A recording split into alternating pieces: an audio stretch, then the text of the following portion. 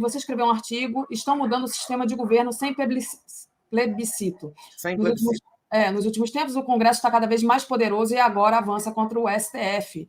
Disse você no seu artigo, vou compartilhar aqui na tela. A gente fica discutindo, entregou a Caixa Econômica para o Centrão, o Centrão agora quer a FUNASA e tal, essa miudeza toda, mas assim, não é só uma miudeza. Bom, primeiro que a Caixa não é uma miudeza, é uma coisa grande e tal, mas esse fisiologismo, esse tal, toma lá da cá, não é apenas isso. A gente está falando aí de algo mais complexo, de algo mais grave, que é o sistema de governo, né?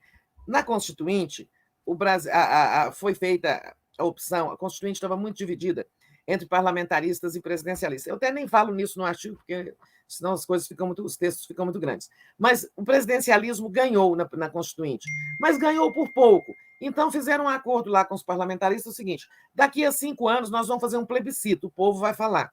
E foi feito em 93. Em 93 ganhou o presidencialismo de novo. O Lula estava lá na campanha pelo presidencialismo, em 93. Né? O Lula, o Brizola, e tinham outros, assim, por exemplo, o Mário Covas, o PSDB inteiro estava na campanha do parlamentarismo. No Supremo se entende que a mudança do sistema de governo só pode ser feita por outro plebiscito, que não pode nem ser feita por emenda constitucional, porque é uma cláusula assim, pétrea, né, derivada da vontade popular. Né?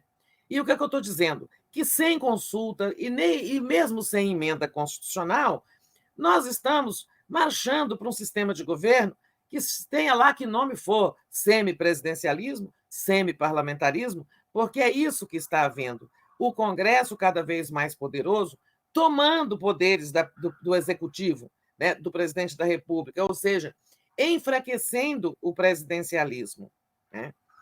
E como é que eles fazem isso? Né? Então, assim, isso foi isso que eu tentei falar na sexta-feira, lá na entrevista coletiva do presidente. Ele respondeu justificando por que entrega cargos ao Centrão, aos partidos. Aliás, ele detesta que fala isso, o Lula. Ele tem razão. Ele não negocia com o Centrão, ele negocia com partidos legais que têm bancadas eleitas pelo povo republicano, PP, União Brasil, PSD e tal. Isso é verdade. Eu acho que a gente deve respeitar até isso. O presidente já falou isso várias vezes. Eu nunca fiz acordo com o Centrão, né, disse ele. Mas tudo bem, negocia com os partidos e entrega cargos aos partidos. Ele disse, isso se faz desde Sarney. E é verdade, não é só o governo dele, todos os governos da nova república fazem acordos, governam com esse sistema de coalizão. Então, esse é o menor dos problemas. Os problemas maiores, o problema maior, melhor dizendo, é o avanço do Congresso sobre poder do presidente. Poder. E onde está o poder? Então, aí a gente dá aí no artigo alguns exemplos.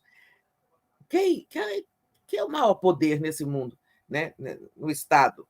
É o poder de controlar o dinheiro. Né? O dinheiro que vem dos impostos que nós pagamos para, com ele, o governo governar. Né? O governo fazer as coisas que prometeu na campanha, para as quais ele foi eleito. Né? E o Congresso, cada vez mais, manda no dinheiro público. Né? Como é que ele manda? Mandando no orçamento. Né? A execução do orçamento é do Executivo. O Congresso aprova, mas quem executa é o Executivo, para isso que tem esse nome. Estou até falando aqui uma redundância, né? Quem executa é o Executivo, por isso, como o nome indica. Então, mas eles começaram lá no momento difícil da Dilma. Nós queremos que as emendas individuais, que sempre existiram, né? Sempre existiu a participação legítima dos parlamentares em destinar um dinheiro para as suas bases, né? Afinal, eles representam ali os municípios, as populações, e têm direito de indicar. Agora, ao governo ficava reservada a tarefa do seguinte: eu vou fazer essa despesa, digamos, a emenda prevê um estádio, né? Um ginásio de esportes de uma cidade. Bem, uma obra importante para a cidade, mas se naquele momento o governo está sem dinheiro, está com déficit, a receita caiu, sei lá o quê, o governo podia dizer, não, essa emenda vai ficar para o ano que vem, porque esse ginásio aqui pode esperar. Ficava. Né? Aí eles tornaram impositivas, ou seja, o governo tem que realizar a despesa das emendas obrigatórias. O Congresso cada vez mais dita a pauta política, a pauta legislativa. Antigamente eles falavam muito, esse é um Congresso que vive dizendo amém para o Executivo. Agora, tudo bem, eu acho que não é só o Executivo que deve ditar a pauta.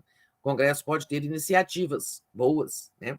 Mas eles cada vez mais querem impor, né, assuntos. Então, vamos dar um exemplo. Ninguém na sociedade, nem no Executivo, está falando, reclamando do Supremo, das decisões monocráticas. Quem está reclamando é o Senado, que vai aprovar essa emenda constitucional, por motivos deles lá, motivos políticos. Tipo, fazer média com a extrema-direita para ganhar votos para a disputa da presidência do Senado. Né?